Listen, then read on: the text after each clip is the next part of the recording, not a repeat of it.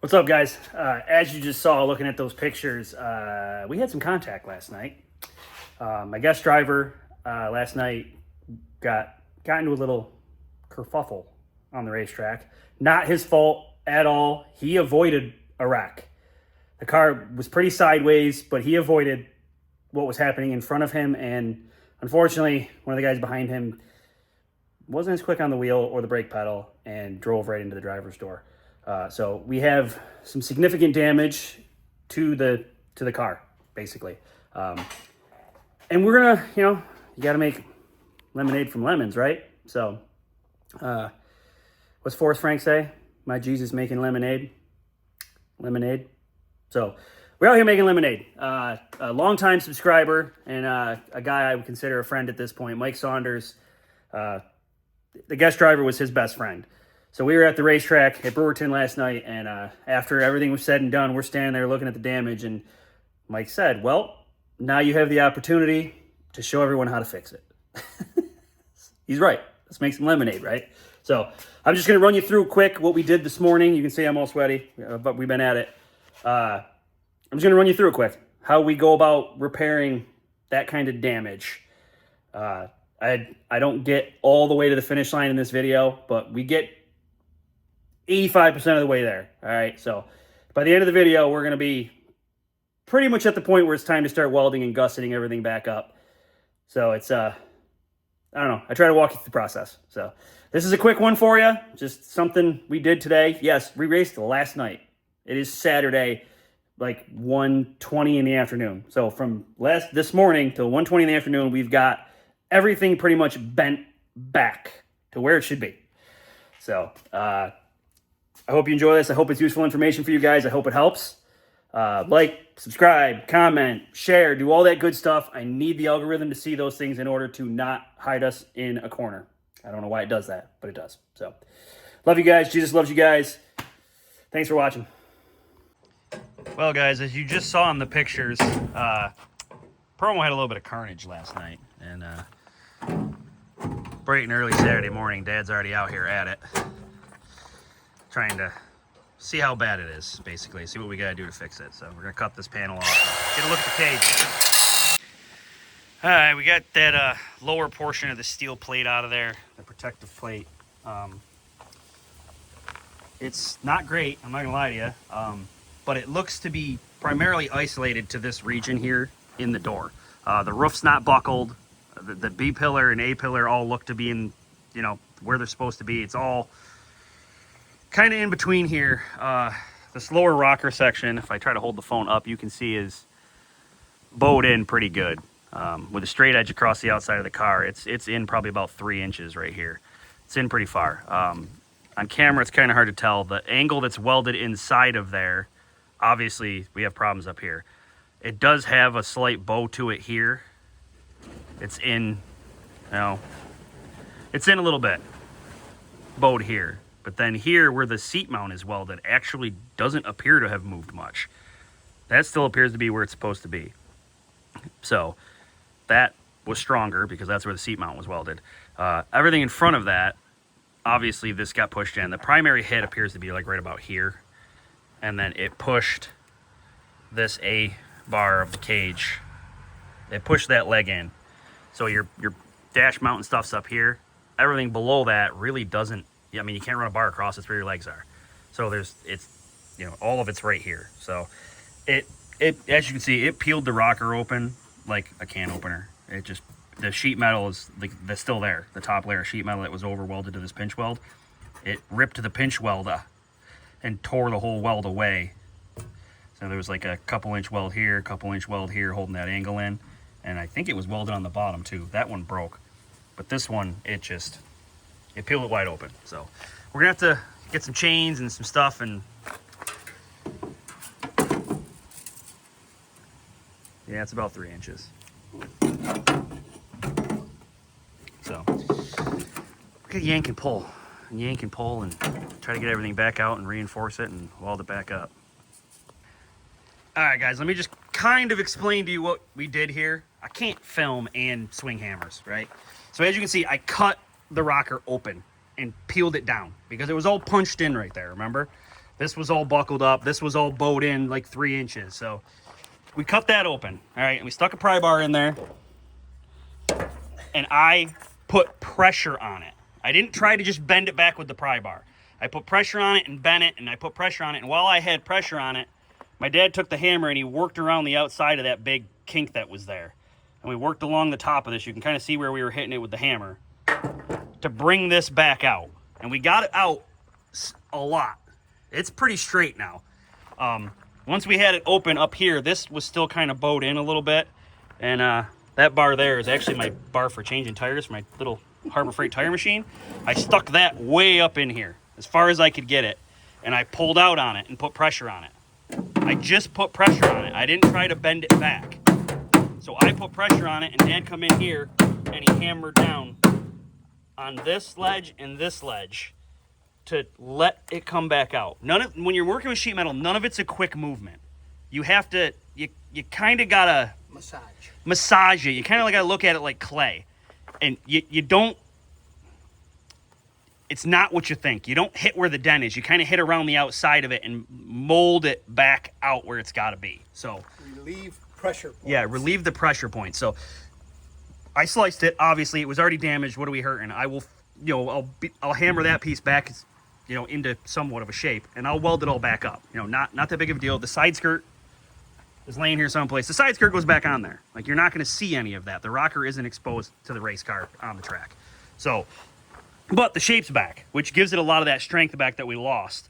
And like I said, I'll reinforce stuff. So this is pretty good here. Now we have to address getting the cage stuff back, which is going to be a little bit of a bigger endeavor, a little more work. But porta powers and chains and stuff, we'll get it back there. But we're moving in the right direction for sure. I did not think that was going to come back as nice as it did. As you can see, this is what we call porta power. It's a little hydraulic jack system. I had it pinched down here in the corner over to kind of right where the paint's missing there on the horizontal bar. And it's already pushed back out significantly back to close to where it was. Obviously, it's kinked at the end down there. We're going to have to address that. This here has a little twist and upward bend to it because of that kink. So we've got a little bit of work to do here still. This was twisted a little bit. That came back on its own just by pushing that out. The dash panel was all buckled. A lot of that came out, other than the tabs are bent. We're gonna have to bend some of the other stuff back, but a lot of the buckling that was going on here solved itself. There's still a little bit. You can see there's a little buckle there where the main battery kill switch is, but that's because that leg is still not quite back where it was. We got to address this issue down here. But I mean, that was in, what do you think that was in? 4 inches? Oh shit. It was in all of 4 inches, and it's back pretty much to the rocker. It's still in a hair. It sprung back when I let the pressure off it, but we have to address this issue here before we can really push it any further. And we kind of got to massage the angle back a little bit. I had to slice the top of the angle a little there because it started to buckle up. Anytime something bends like that, especially a piece of angle, it stretches the metal. So that metal had to go somewhere when we went back, and it started to buckle up, pinch itself up. So I sliced it, hammered the one side down so it could kind of go under itself. Obviously, at the end, it'll all get hammered back down and welded up. And actually, that spot will end up stronger than it was before. But we're moving in the right direction. You guys can see what I'm doing here. Give you an idea how to, when this situation occurs with your car, the direction you have to go. All right, I'm sitting in the driver's seat right now. As you can see, that is significantly better than it was. It is back over. You can see the paint chipped off right here. I put the porta power on it right here. A couple little dings in the pipe, but this was bowed in a hair, not a ton. We were able to push this back out straight again. We're basically just fighting this. As you can see, it's better than it was, but it's still got a pretty good kink in it. So we're still trying to fight this kink out of this pipe here. That's really what's holding us up from getting it back where it's got to go. Still a little bit of a bow here, but the rest of the dash straightened itself out. Even this had a little kink in it, and it straightened itself out, which is crazy. But we got to get this leg, and you can't get a good push on it with the porta power from this side. So we're We're trying to figure it out. We got to push this down somehow, or at least put some pressure here to try to get this out. We might have to put some heat on it, but we're moving in the right direction. So like nothing here is like a quick process. You really kind of got to think about pressure points and where to move. You can't just jam it back. Like, yeah, you could climb in here and start whacking this with a sledgehammer, but all you're gonna, and it might go back, but you're gonna collapse all this pipe. It's gonna make a mess. You're gonna collapse all kinds of stuff. Like trying to,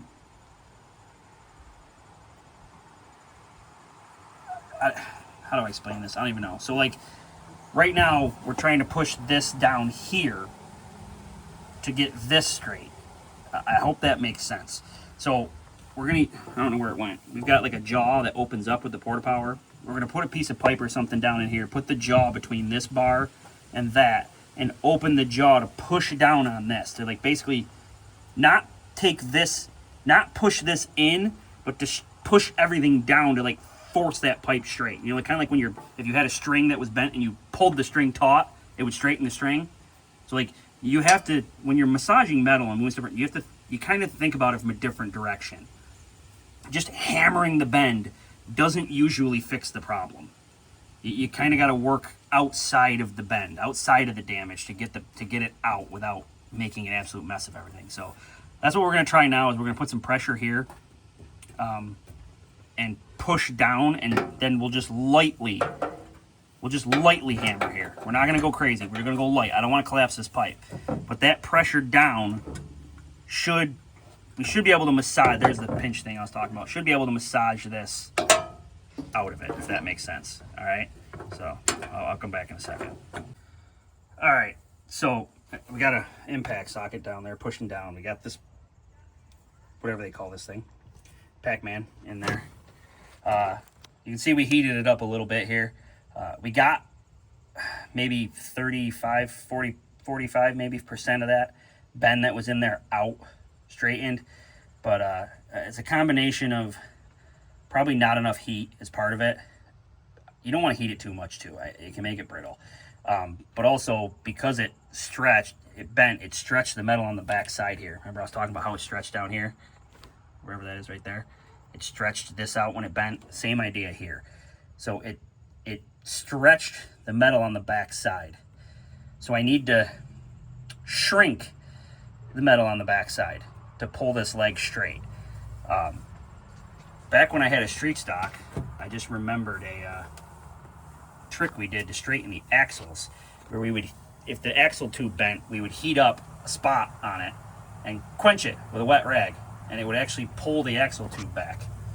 On like we used to use 10-bolt Chevy rear ends. You know, you'd break an axle, bend an axle, whatever, and it would actually bend the tube, not the axle itself, but the tube the axle was inside of.